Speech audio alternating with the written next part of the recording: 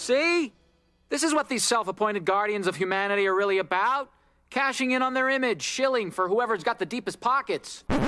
Justice League, directed by Zack Snyder and in part by Joss Whedon, is the first silver screen portrayal of the classic DC super team and the sum of 4 critically and financially shaky years for the DC Extended Universe, culminating in what is effectively DC's Avengers. In it, we see Batman and Wonder Woman hastily assemble a team of miraculous individuals, the Flash, Aquaman, and Cyborg, in an effort to ward off an alien invader known as Steppenwolf, who is hell-bent on finding 3 mysterious MacGuffins known as Mother Boxes that will help him better enslave the Earth. 2016's Batman v Superman Dawn of Justice left such a bad taste in my mouth. So much so that I wasn't sure I trusted that Zack Snyder could deliver on a project with so much fan anticipation and balls in the air. And with audiences from test screenings lobbying for reshoots to make it funnier and more accessible, it attracted even more problems. From an insane $300 million budget, not including marketing, digitally removing Henry Cavill's mustache due to a separate studio contract demanding he keep it on while filming, and most tragic yet unrelated, the death of director Zack Snyder's daughter and his subsequent departure from the film mid-production, leaving, funnily enough, Avengers director Joss Whedon to pick up the pieces and deliver DCEU's juggernaut to the big screen. But is it any good? Well,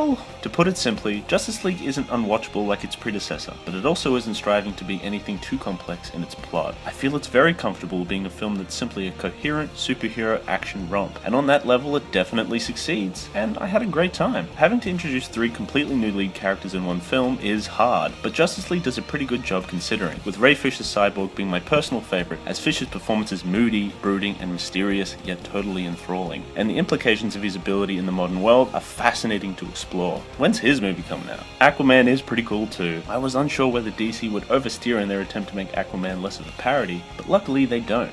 He's bro-y, but not too bro-y. And Wonder Woman is back, and it's great to see her again, especially as Snyder and Whedon kept pretty faithful to the characterization built by Patty Jenkins in her solo film. She gets multiple chances to shine, and she really does, and I appreciate that the Amazons get some time on screen. The villain, Steppenwolf, voiced by Kieran Hines, was an odd choice for the film, as he doesn't hold much significance in the source material to warrant him being the Justice League's first great villain, and in context he felt rushed and one-dimensional, not to mention completely CGI, which looked blatantly unrealistic. You would think that with a film of $300 million as a budget, he would look better than Jeff Bridges in Tron Legacy. Batman is a bit goofy and ridiculous in this movie, really losing all the mystique and intimidation he built up in Dawn of Justice, and it also really stuck out that Ben Affleck didn't feel the same about his role after BVS, and that's a shame. Ezra Miller's Flash acted largely as comic relief, but I felt that Miller's timing was off, and none of the jokes really landed for me. I wasn't a huge fan of the Flash's portrayal in this movie. And lastly, I would be remiss if I didn't touch on Superman. Yes, he's back, and this film takes that opportunity to adjust this portrayal of the character to be more in line with what we're actually used to.